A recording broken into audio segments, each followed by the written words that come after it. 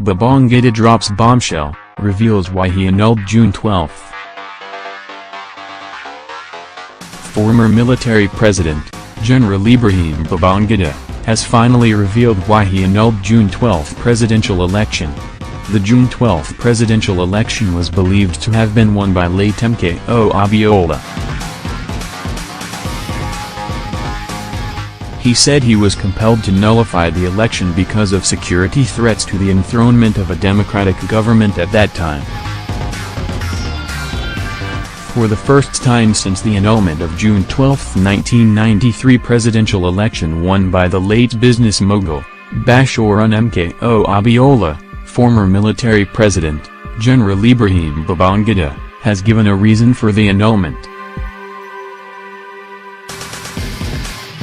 He said he was compelled to nullify the election because of security threats to the enthronement of a democratic government at that time. NAJ.com gathered that Babangida made this disclosure yesterday on a TV program, Moments with Mo, anchored by Mo Abudu and broadcast on the channel of DSTV. Babangida drops bombshell, reveals why he annulled June 12. Babangida, who described the annulment as unfortunate and revealed that he would launch a book on the saga next year, said having been on the steering wheel of government at the time, he and the Armed Forces Ruling Council, AFRC, knew that the new democratic government to be installed would sooner than later be toppled through another military coup d'etat, which he said his government wanted to avoid.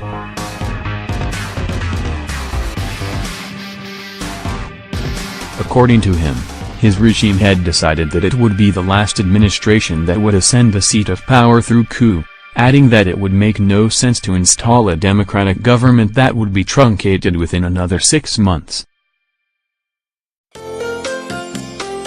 He, however, admitted that the June 12 presidential election was free and fair and also the best of all elections ever conducted in Nigeria's history. June 12 was accepted by Nigerians as the best of elections in Nigeria. It was free and fair. But unfortunately, we cancelled that election. I used the word unfortunately, for the first time. We were in government at the time and we knew the possible consequences of handing over to a democratic government. We did well that we wanted ours to be the last military coup d'etat. To be honest with you, the situation was not ripe to hand over at the time. Forget about the wrong things that happened in politics. The issue of security of the nation was a threat and we would have considered ourselves to have failed, if 6 months after handover, there was another coup. I went through coup d'etat and I survived it. We knew that there would be another coup d'etat. But not many people believed what we said. They could have allowed me to go away and then they, coup plotters, would regroup and stage another coup.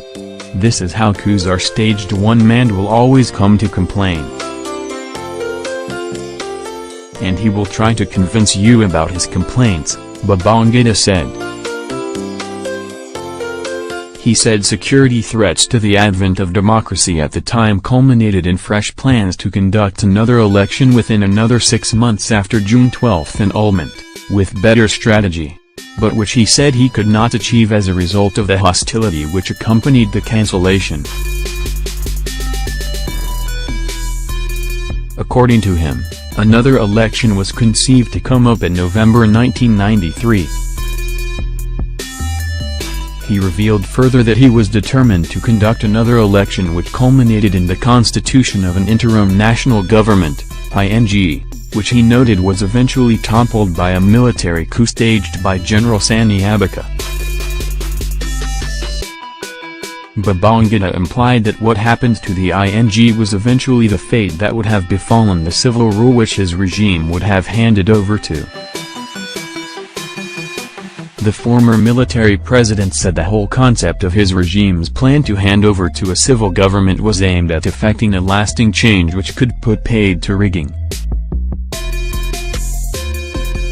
This notion, he said, resulted in the decision to register only two political parties, the Social Democratic Party, SDP, and the National Republican Convention, NRC. When there are two things, you have an option, this or that or nothing. We tried to regulate the number of political parties. We knew what to do, he said. Babangida, who expressed fears that his revelation might put him in trouble, was not categorical about his presidential ambition come 2011. Instead, he played around it, saying he was not getting younger, adding that he would rather make himself available to make certain corrections whenever he deems fit. Had previously reported that the former vice president and chieftain of the ruling All Progressives Congress, APC, Atiku Abubakar, urged the federal government to immortalize the acclaimed winner of the June 12 presidential election, Chief MKO Abiola, saying the events of that day cannot just be wished away.